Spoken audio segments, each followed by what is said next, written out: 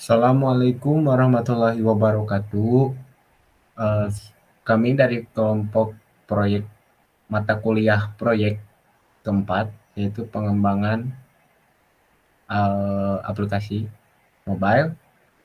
Eh, di sini kami akan mendemonstrasikan bagaimana alur dari aplikasi kami. Sebelumnya izin memperkenalkan diri, nama saya Afif Lutfianto. Lalu ada rekan saya. Saya Muhammad Hafiz Auliansyah. Dan saya Panji Yuda Fadila. Nah, mungkin langsung saja ke demonstrasinya. Jadi pertama-tama pada saat membuka aplikasi, maka kita akan disuguhkan dengan tampilan seperti ini, yang dimana terdapat informasi mengenai poliklinik, baik itu fitur-fiturnya, jadwal berobat, maupun jumlah antrian untuk hari itu juga. Boleh digeser ke pengumuman.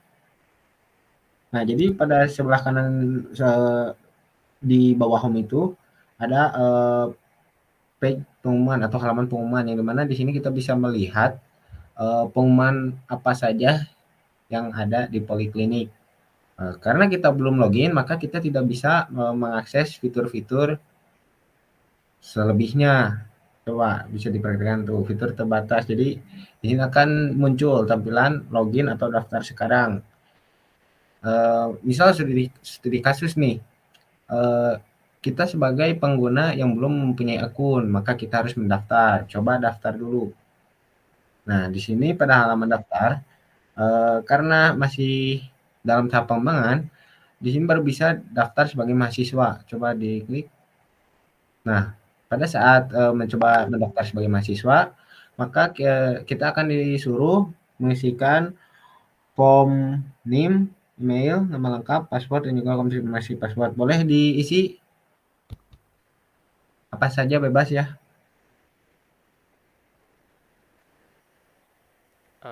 Ya, mungkin saya ingin menambahkan, jadi di sini juga sudah ada untuk validasinya. Jadi ketika misal kosong juga sudah ada untuk pengamanannya.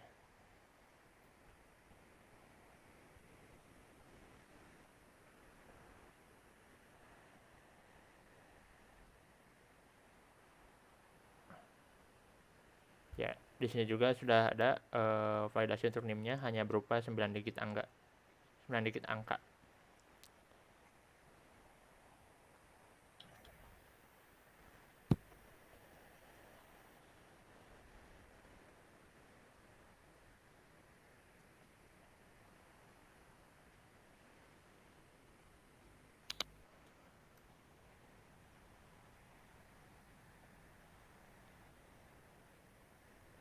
Untuk emailnya sudah ada validasi untuk email yang valid dan nama lengkap.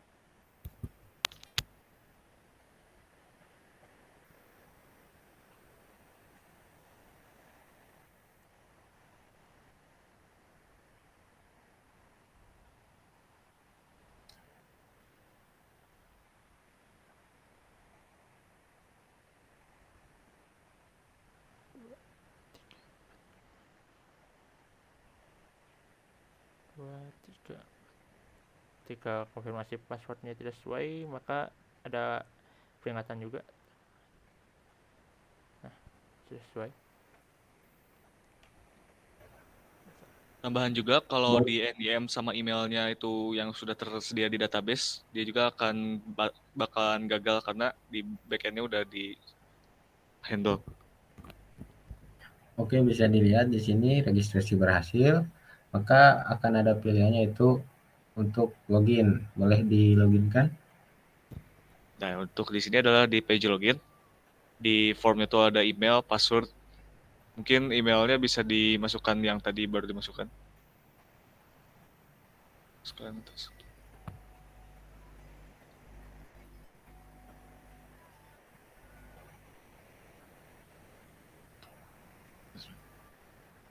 Coba salahin dulu passwordnya.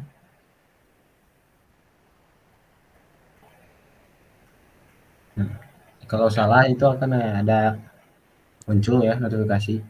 Ya, sudah divalidasi dan disanitasi.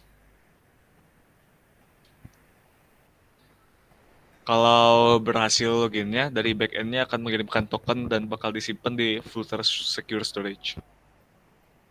Si tokennya itu buat di si isi dari payload itu bakal dinampilin data-data kayak nama mahasiswa sama ID dari si mahasiswanya. Sama buat autentikasi dan otorisasinya juga. Oke. Setelah login, maka di bagian atas atau bagian navbar ya, yang asalnya itu kalau belum login itu disuruh login, ada tombol login. Cuman kalau udah login akan ada foto profil dan juga nama akun. Boleh dilanjutkan? Baik, mungkin selanjutnya di sini dapat dilihat bahwa ketika sudah login, halaman-halaman yang tadi terbatas sudah terbuka. Seperti untuk ini sebagai mahasiswa di sini sudah ada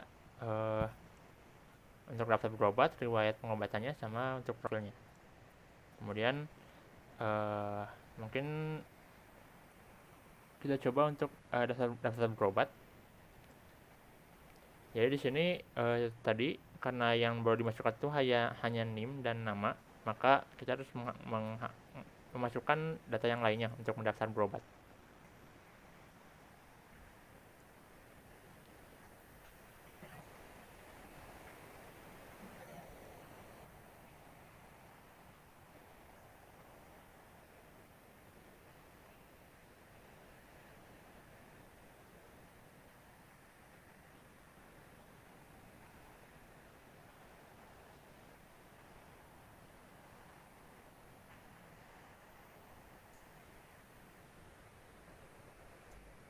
Nah, selanjutnya,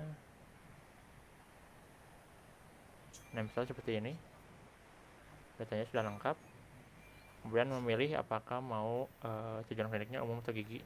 Di sini kita pilih umum saja. Kemudian pilih jadwal berobat. Nah, di sini kita harus mengkonfirmasi kembali sesi apa yang kita inginkan untuk mendaftar berobat. Bisa pagi atau bisa siang. Di sini kita pilih pagi saja. Nah, pendaftarannya berhasil, kemudian kita lihat rinciannya. Nah, di sini sudah ada untuk antriannya dan waktu estimasi kedatangannya jam berapa. Nah, di sini tuh terdapat batasan tertentu untuk pendaftaran, di mana untuk sesi layanan umum tuh hanya 20 menit dan untuk gigi 30 menit, di mana ketika ketika melebihi jam segitu, maka pendaftaran akan kadaluarsa dan pasien harus mendaftar kembali. Nah, ketika sudah berhasil seperti ini, maka kita bisa masuk ke petugas registrasi ataupun ke dokter, akun petugas atau akun ke dokter. Setelah kita masuk ke petugas,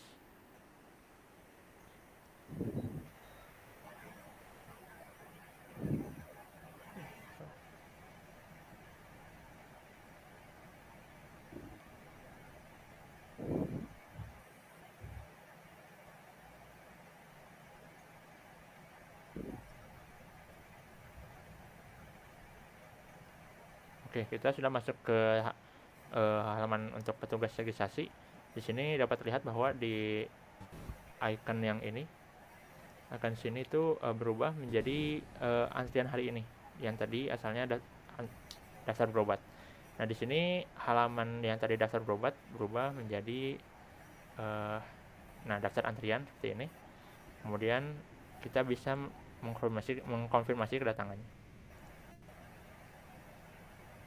Nah, ketika pasien sudah datang, petugas registrasi dapat mengkonfirmasi kedatangannya supaya pendaftaran pasien tidak expired. Kita konfirmasi. Nah, berhasil konfirmasi pasien. Nah, di sini berubah statusnya menjadi dikonfirmasi, dan di sini petugas registrasi sudah tidak bisa apa-apa lagi, hanya bisa menunggu dokter untuk memproses gitu. Nah, ketika sudah masuk sudah masuk ke status dikonfirmasi, di sini kita bisa masuk ke akun dokter.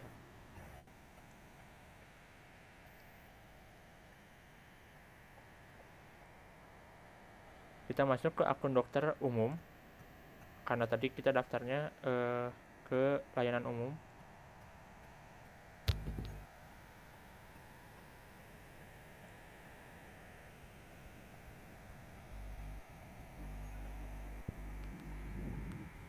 Nah, sudah masuk ke akun dokter umum. Di sini dapat dilihat bahwa ketika di dokter umum, otomatis tampilannya langsung ke pasien, menampilkan pasien yang sudah dikonfirmasi oleh petugas registrasi tadi. Namun di sini ada kelebihan bahwa dokter ini dapat beralih ke tampilan petugas registrasi. Di sini dimaksudkan ketika mungkin petugas registrasi sedang tidak ada, maka dokter juga dapat mengkonfirmasi pasien yang sudah datang gitu. Tapi bisa kembali lagi ke tampilan dokter. Nah, di sini di tampilan dokter, mungkin ketika dokter sudah memanggil pasien dan pasien datang ke ruang pemeriksaan, maka dokter dapat mengklik tombol periksa pasien untuk mengubah status pasien. Nah, sudah berubah. Di sini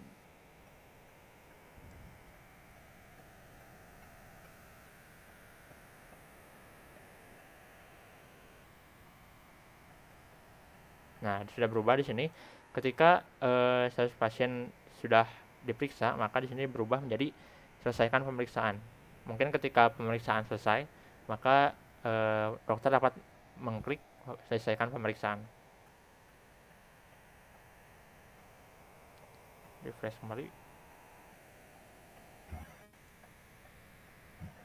Nah, ketika pasien selesai, maka tidak ada pasien kembali yang harus diperiksa dokter sebelum nanti ada pasien baru yang dikonfirmasi oleh petugas. Nah, ketika dokter juga dapat melengkapi rincian dari pasiennya yang tadi sudah selesai, baik dokter baik petugas dapat melengkapi untuk biaya yang dikeluarkan oleh pasien, tapi ini adalah opsional gitu, bisa diisi bisa tidak, tapi defaultnya itu adalah 0, biayanya 0. Mungkin bisa kita tambahkan biayanya 100.000. Oke. Perbarui informasi biaya. Nah, di sini sudah terupdate.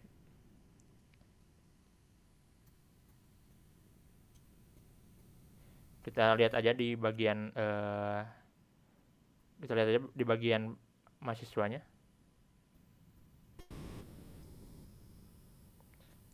Kita kembali ke akun yang mahasiswa tadi, mahasiswa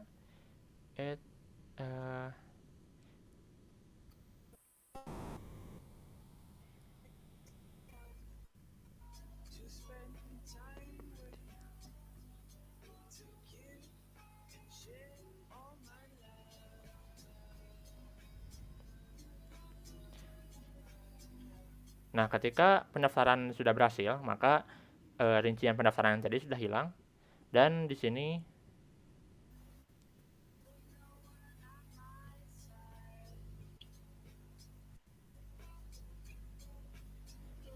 tuh harusnya muncul riwayat pengobatannya.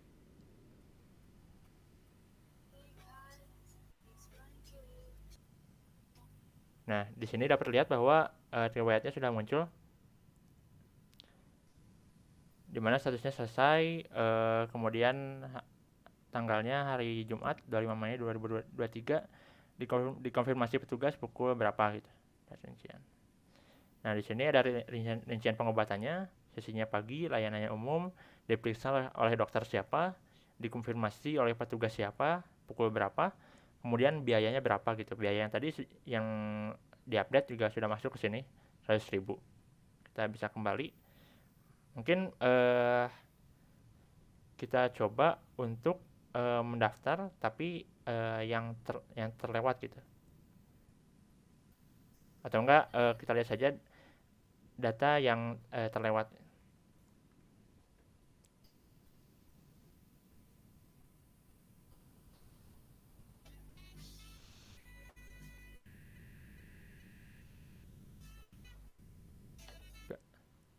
Nah, di sini kita masukin akun yang sudah saya buat sebelumnya, email.domain.com. Ini ya, password, masuk.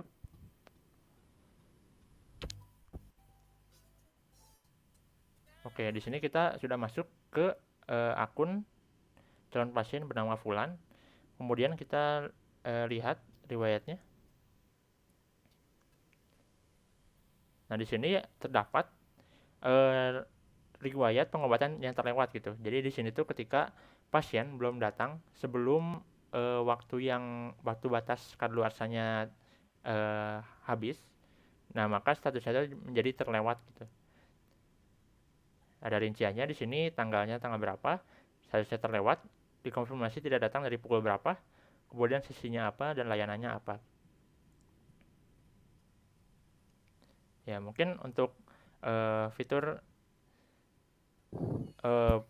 pendaftaran pengobatan kurang lebihnya seperti itu. Mungkin selanjutnya bisa lanjut ke fitur pengelolaan pengumuman oleh Panji. Nah, ya buat di pengumuman itu coba dilihat pengumumannya dulu aja. Nah, jadi kalau ngelihat pengumuman itu dia udah harus login dulu, dia bisa langsung ngelihat pengumuman yang dibuat sama petugasnya. Coba dibuka, dibaca detail. Nah, di sini merupakan tampilan dari pengumumannya. Jadi kalau misalnya pemberitahuan atau informasi itu dia bakal berwarna biru. Nah, di sini tuh ada hari ini ada pemberitahuan sebagai berikut, bla bla bla bla bla. Yang di bawahnya itu ada pembuat si pengumumannya sama tanggal dimulainya pengumuman itu di publish. Nah, mungkin sekarang ke login dulu ke ini akunnya petugas registrasi atau enggak akunnya dokter.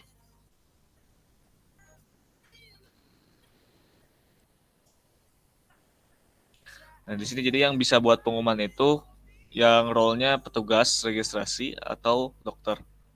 Mungkin di sini dicobain yang dokter dulu.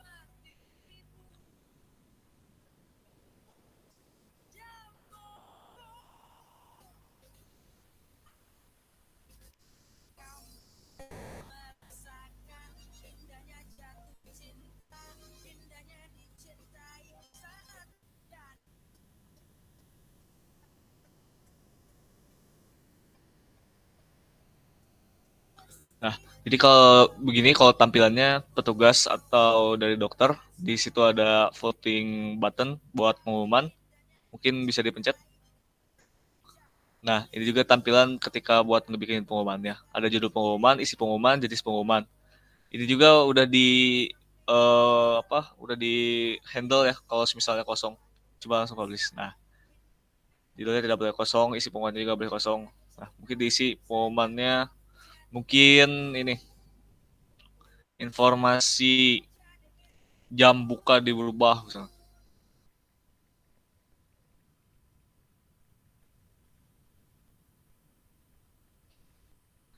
Jam buka diubah jadi jam 12 malam.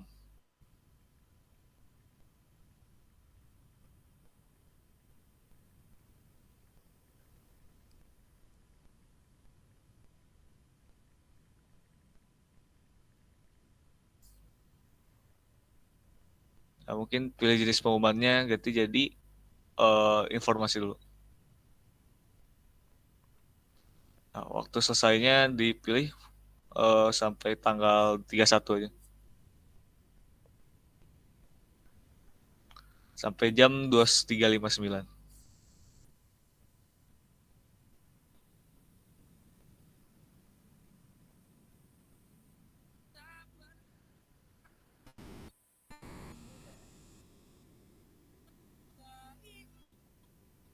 Oke.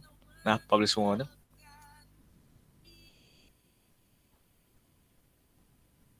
Nah, kayak yang tadi dijelasin, jadi kalau e-bill itu artinya pengumuman. Nah, mungkin coba di yang informasi jam buka dirubahnya di edit diubah.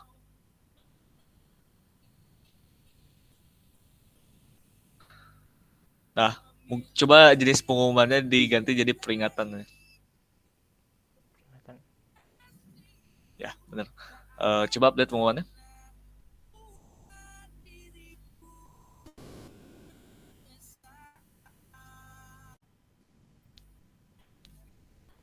Ya, kita coba update. Nah, ya. Nah, terlihat di sini warnanya berubah jadi kuning ya buat peringatan. Mungkin coba diubah lagi, Fis. Nah, jadi penting. Nah, kalau pengumumannya penting, dia akan berubah jadi warna merah. Mungkin buat yang terakhir, ubah lagi coba. Delete pengumuman, hapus. Nah, pengumumannya udah berhasil dihapus. Nah, buat fitur pengumuman mungkin sekian aja. Lanjut ke fitur lain. Ya, mungkin sedikit tambahan dari saya. Jadi pengumuman ini akan ditampilkan sesuai dengan waktu selesai yang tadi di set gitu. Misal kita ubah waktu selesainya di sini jadi hari ini pukul 1.59 kan udah lewat ya. Kita update. Nah, di sini sudah nggak ada, hilang gitu. Jadi pengumuman hanya ditampilkan sesuai dengan waktu selesainya saja, dari waktu mulai sampai waktu selesai. Mungkin kemudian ada juga di sini fitur untuk letak polikliniknya. Jadi di sini menunjukkan informasi dari mungkin ada user yang tidak tahu di mana letak polikliniknya. Jadi di sini dijelaskan alamat lengkapnya dan ada juga nyambung ke Google Maps-nya. Di sini kita bisa masuk ke Google Maps-nya lewat dengan klik pin merah ini atau membukanya dengan button buka di Google Maps ini. Nah, ketika kita klik buka di Google Maps, maka otomatis akan mencari rute untuk kita pergi ke poliklinik. Nah, di sini otomatis kita cancel aja sekarang. Nah, kita kembali ke aplikasi. Oke. Mungkin untuk fitur yang sekarang sudah digarap baru seperti itu. Untuk fitur-fitur lainnya masih dalam pengembangan. Misal kayak ini riwayat pengobatan di poliklinik dan ubah password juga masih dalam pengembangan. Yang lainnya ya kita logout. Mungkin sekian dari presentasi yang bisa kami sampaikan. Mohon maaf apabila masih banyak kekurangan dari aplikasi yang kami buat. Wassalamualaikum warahmatullahi wabarakatuh. Waalaikumsalam.